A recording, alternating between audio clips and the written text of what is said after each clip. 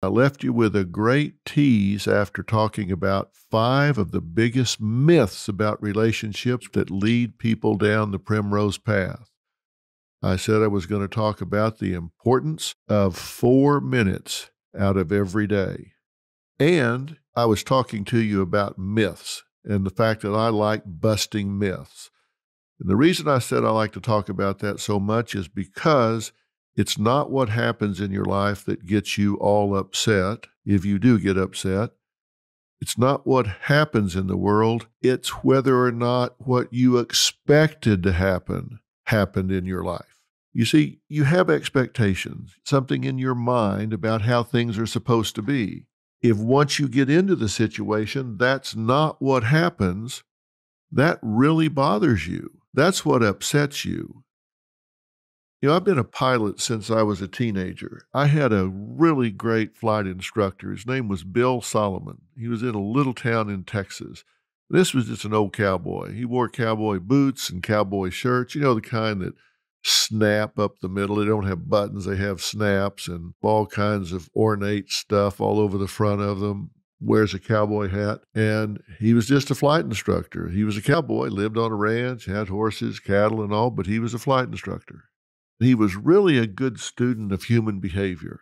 And I was very young and really very stupid, I'm sure. Lots of macho. I think he could tell that I had testosterone running in my veins instead of blood. And he sized me up pretty quick and said, you know, I always teach my students based on how they're going to use an airplane.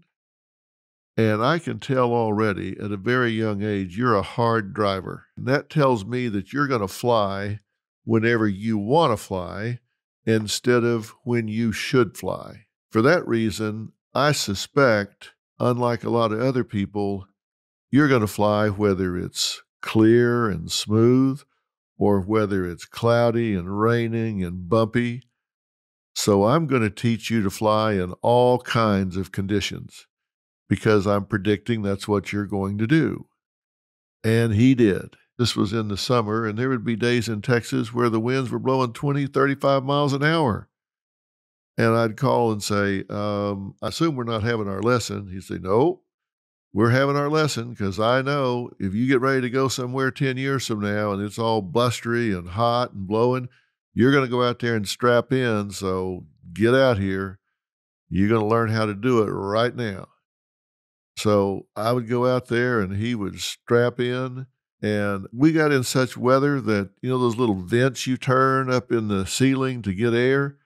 I actually cut my head 2 or 3 times. It was so rough, I was hitting my head against the ceiling on those air vents. I mean, the airplane would just drop 500 feet and then jerk back up and move to the right, move to the left. It was like riding the wild mouse at the amusement park. But that's how I learned to fly.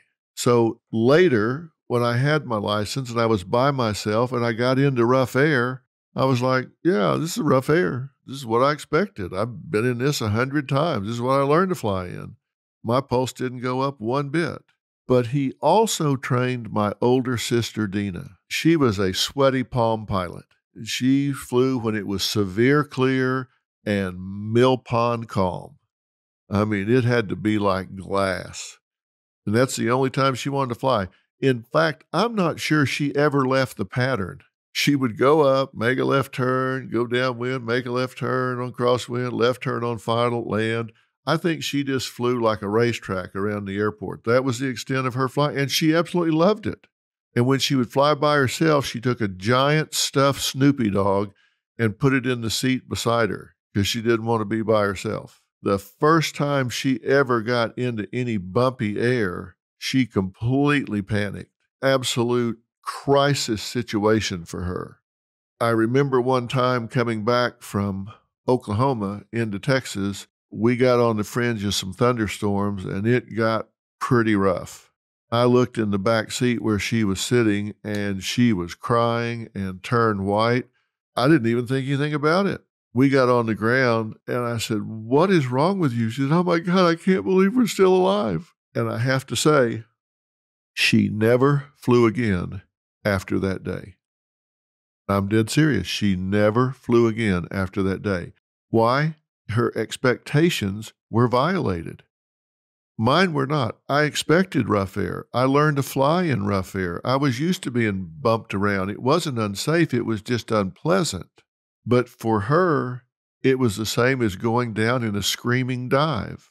It violated her expectations so much that she declared it a crisis, that she had cheated death and would never do it again. We had a completely different expectancy set. How many times in your life have you gone into a situation where you expected one thing and got another and were really, really upset? Think back on it now and ask yourself, was it really that bad? Was it really that difficult? Was it really that overwhelming that you had to get out of the situation, you had to eject? Or was it just that you expected it to be different? The fact that your expectations were violated, you panicked. So many people go into relationships expecting that it's going to be a success-only journey, expecting that it's always going to be love-filled, expecting that it's going to be like when you were dating, expecting that you're going to be in the infatuation, falling in love phase all of your life. And when you transition out of it, you think, the spark is gone, the fire has gone out, something is wrong, we've lost it, so I must have picked the wrong person. When in fact, you've just made a normal transition from the honeymoon phase to the stability phase. You just labeled it wrong.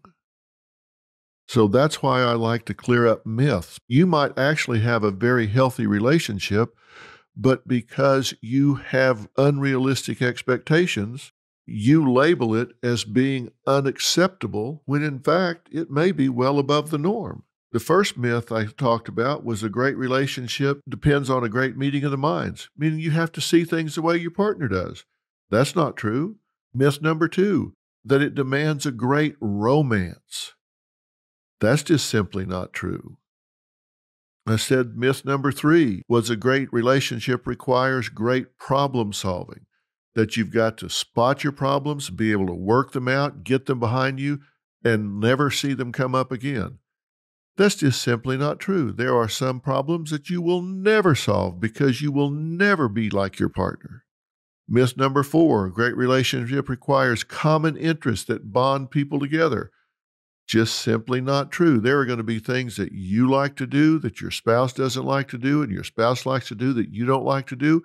You don't have to have common interest. Opposites do, in fact, attract. Opposites do, in fact, complement each other. You know, ladies, you might be married to some jock who loves football and loves getting outside and sweating and doing all this, and you may not be that way at all. Or you may be that way and he may not be that way. That's okay. You can be different. You have other things that you bond over, like children and togetherness and dreams and building a home and a life and a family.